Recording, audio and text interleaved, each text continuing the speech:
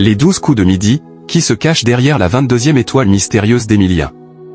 Les internautes pensent avoir trouvé. Emilien, le plus grand maître de midi des 12 coups de midi, se rapproche de plus en plus de sa 22e étoile mystérieuse. Sur la toile, les plus grands fans du jeu de TF1 pensent avoir trouvé le nom qui se cache derrière les cases bleues.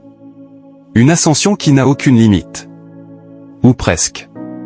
Mardi 20 mai dernier, Emilien a signé sa 600e participation aux 12 coups de midi, décrochant le record masculin de participation à un jeu télévisé dans le monde. Mais plus d'un an et demi après son arrivée dans l'émission de Jean-Luc Reichmann, le plus grand maître de midi montre des premiers signes de fatigue. Serait-il sur la fin de son incroyable aventure? Les Français se demandent. Et notamment sur les groupes de soutien à Emilien, qui se multiplient sur la toile. Et pour cause, le Vendéen de 22 ans, qui a mis ses études d'histoire sur pause pour l'émission, a décroché sa 21e étoile mystérieuse le 5 mai dernier, faisant passer sa cagnotte à plus de 2 470 000 €. Va-t-il décrocher 2 vitrines dans le même mois? Les internautes mènent l'enquête. Emilien, 12 coups de midi, détient 21 voitures et plusieurs centaines de cadeaux. Qui dit 21 étoiles mystérieuses dit 21 voitures et une liste interminable de cadeaux en tout genre. Interrogé à ce sujet, Emilien a affirmé qu'il ne comptait garder aucun cadeau remporté dans le jeu, à l'exception d'un objet pour lui et sa compagne Jessica.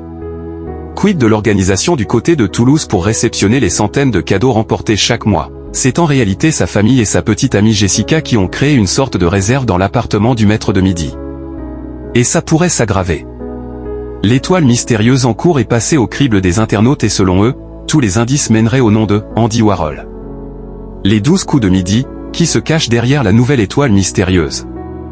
Si l'on en croit les déductions aperçues sur les réseaux sociaux, la bouche rouge serait un clin d'œil à la pochette d'album du groupe The Velvet Underground, signé Andy Warhol, représenté par une bouche rouge. L'escarpin rose serait également une référence à un ensemble de sérigraphies très connu réalisé par l'artiste britannique, baptisé Golden Shoes.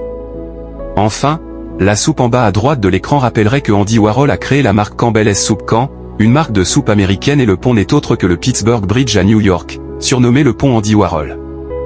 Alors, convaincu? Réponse dans les prochaines semaines.